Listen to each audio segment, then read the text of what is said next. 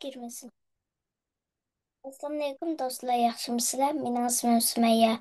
Bugun sizlarga Alisher Navoiyni o'qib beraman. Alisher Navoiy 1941 yili 2 oyning 9 kuni saharda Hira shahrining Xan ordusida ishlaydigan G'iyosiddin akaning oilasi cheksiz shodlikqa cho'milibdi. Chunki butkul turkiy xalqlar faxrlanib tilga iladigan Büyük şair Alisher Navoiy shu kuni yorug' dunyoga ko'z ochibdi. Alisher 4 yoshga kirganda she'rga havas qilib, Atoyi, Jami, Lutfiy qatorliq shoirlarning she'rlarini yodlashga boshlabdi. Bir kuni uning otasining mehmonlarini sinab boqmoqchi bo'lgan ekan, Lutfining bir she'rini yodlab berib, hammalarni hayron qoldiribdi. Alisher madrasada Shahzoda Husayn bilan birga o'qiydi ekan. Bir kuni Shahzoda darsdan tushib, peshlavonga uvol solgan bir qarg'ashni otmoqchi bo'lgan ekan, Alisher uchirib o'tibdi. Rivoyat qilinishicha, Alisher 9 yoshda she'r yozib, bir bog'ga kirib o'nlik o'qigan ekan.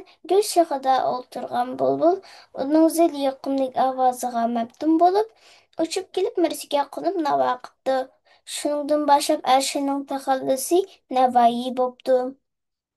She'rga istoyli bog'lab, she'r yozish va o'qishni izchil davomlashtirib kelgan Alisher Navoiy bir kuni bir g'azalni katta shoir Lutfiga ko'rsatgankan, Lutfiy, mumkin bo'lsa, turk va fors tilida yozgan barliq she'rlarimni mushu bir g'azalga tegishgan bo'lardim, debdi. Alisher Navoiy 16 yoshga kirganda otasi G'iyosiddin aka qazo qilibdi.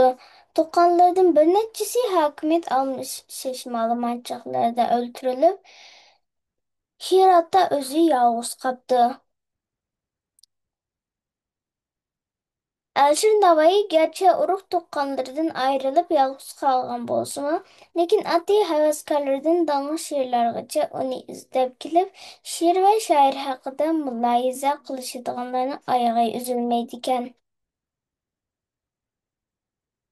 Alisher Navoiy el ichidagi katta shahridan havasirab qolgan Sulton Abu Said ilm tahsil qilish degan chiroyli nom bilan shoirni Samarqandga surgun qilibdi. 1969 yili Navoiyning bolalikdagi savoddoshi Husayn Moyqaro taxtga chiqib,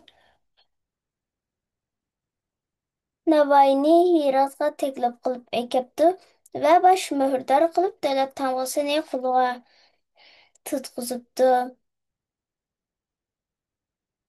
Nafsoniyatchi nopok vazirlar xonga uqtirmay bachisiligini haslab oshirishning natijasida Hirotda qo'zg'olon yuz beribdi.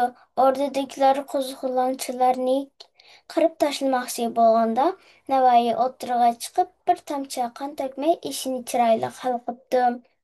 Husayn Boyqaro orduga asirlik qilganlar ustiga kichida bostirib kelib, lashkarlarga dushman turag'isida bosib kirishni buyruq qilgan ekan, hech kim kirishga jur'at qilmabdi.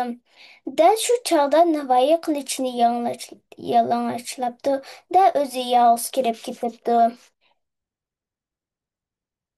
Orada el ko'nglini tinchitish uchun yorliq e'lon qilibdi. Yorliqni barliq o'rda amaldorlari muhrlashishi kerak ekan. Navoiy podshohdan keyin turadigan bosh amiri bo'lsa-mu, muhrini yorliqda eng ostiga bosibdi. Bir kuni Navoiy podshoh hadya qilgan boqqa ketayotgan ekan, ko'zak ko'tarib ketayotgan g'uncha bo'y bir qizni ko'rib, ehtiyojsiz otdan tushib turib qopdi. Qizmi qo'lidagi qapoqning yerga tushib ketganligini sezmay qopdi. Necha kungacha so'shini yo'qotib yurgan Navoiy oxiri o'z-o'ziga elchi bo'lib qizning uyiga beribdi. Ta'birni qo'lga olib, maqsadini naqsha bilan bayon qilibdi. Her neçe dedimki kündün özey sendin köngül, vehki kündün betterek mutla buldum sana. Kız Navayga razılık beripdi. Biroq ularning to'yi bo'lib bo'lg'ucha Padişahın ko'zi qizga tushib, qizni amriga ilib olibdi. Pak sevgisini allaqachon Navoiyga bag'ishlagan qiz zahar ichib hayotini og'irlashtiribdi. Buningdan qattiq azoblangan Navoiy umr bo'yi to'yib qo'ymaslikqa qasam ichibdi. Butun umrini el-yurt baxtiga bag'ishlayotgan Navoiy kishilar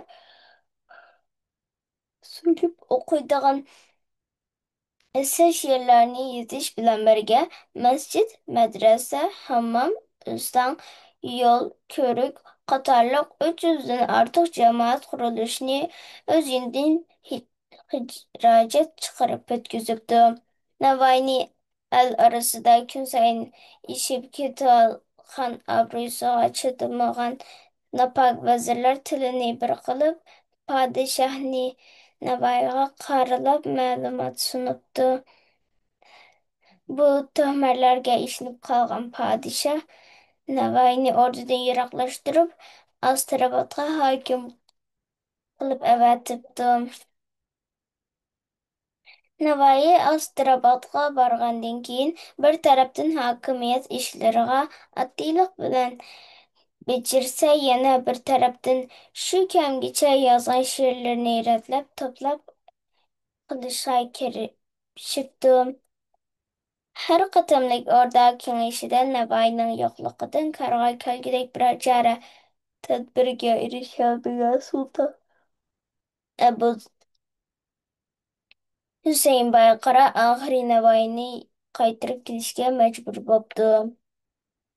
Husayn Boyqara Ostrovga hokim bo'lib turgan oddiy Bediüzzamanni Baliqqa yo'tkab, o'rniga boshqa hokim qo'yibdi. Buningdan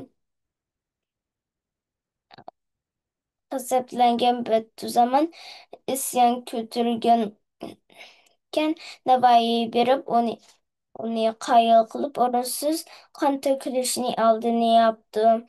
O'rdadagi ochko suiqasdchi vazirlarning mamlakatini tinchsizlikni keltirib chiqarayotgan asl omil ekanligini oxiri tushunib yetgan Husayn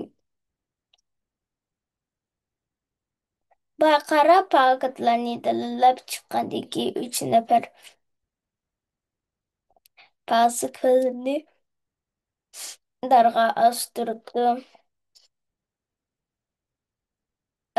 Bir musobaqaning oxiri manzilga yaqinlab qolganligini his qilib yotgan Navoiy vaqtini ching tutib, Xamisa, Lisonu Tayr, Muhokimatul Lug'atayn, To'rt divan qatorliq yirik asarlarga chop ishlashga kirishibdi. Husayn Boyqaraning to'plan- to'planni tinchitish g'alaba bilan qaytib kelayotganligini anglagan Navoiy o'rda arkonlari bilan qarshi chiqishga ilishga chiqibdi. Biroq tuyuqsiz tekan kasal bilan so'z va harakatdan qopdi. 1501 yili 11 oyning 3 kuni Al-Otsi buyuk shoir Navoiyning otliq yuragi so'qishdan vaqtsiz to'xtabdim. Podshohdan gadoygacha butkul Hirot xalqi sap-sap bo'lib tizilib, shoirning Mitsubishi ustida ko'tarib uzatibdi. Xo'sh,